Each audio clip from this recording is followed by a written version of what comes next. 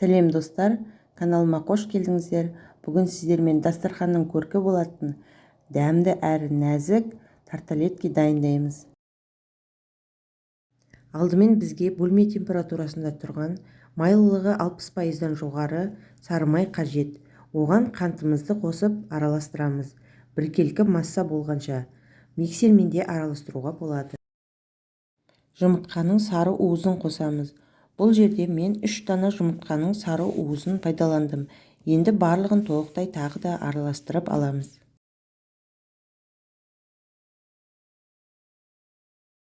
Осылай асықпай біркелкі болғанша араластырып аламыз. Және оның үстіне електен өткізіліп дайын тұрған ұнымыздың үстіне қамыр қопсытқыш, яғни разрыхлитель қосып, жұмсақ қамыр илейміз. Міндетті түрде ұнды електен өткізіп қосамыз. Міне осындай жұмсақ қамыр иленіп шығады.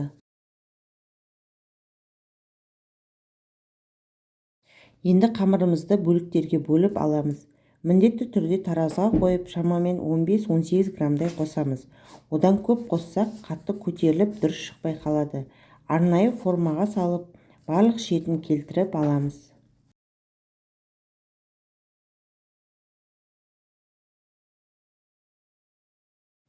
Қамырдың өзі жұмсақ болғаннан кейін жұмыс жасауға өте ыңғайлы. Мінекей осымен формамыз дайын болды. Және осындай шанышқының көмегімен барлық шетін тесіп шығамыз. Сонда әдемі біркелкі болып пісетін болады. Қызып тұрған пеште 10-15 минутта толықтай пісіп шығады. Мінекей өзінің формасынан оңай алынады. Және байқау керек, өте ыстық кезінде формадан босатқанда сынып кетуі мүмкін. Суытып барып босатсаңыздар, өте әдемі алынатын болады. Формаға май жақпасаңыздар да формадан өте ыңғайлы алынады.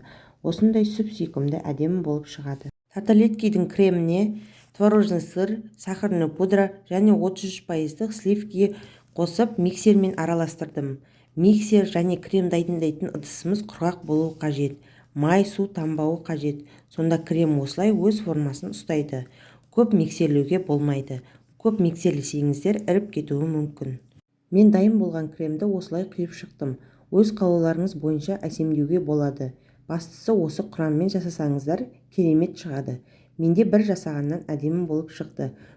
Сіздерге рецепт ұнайды деген сенімдемін. Мінекей нәзік әрі дәмді тарталетки дайын болды.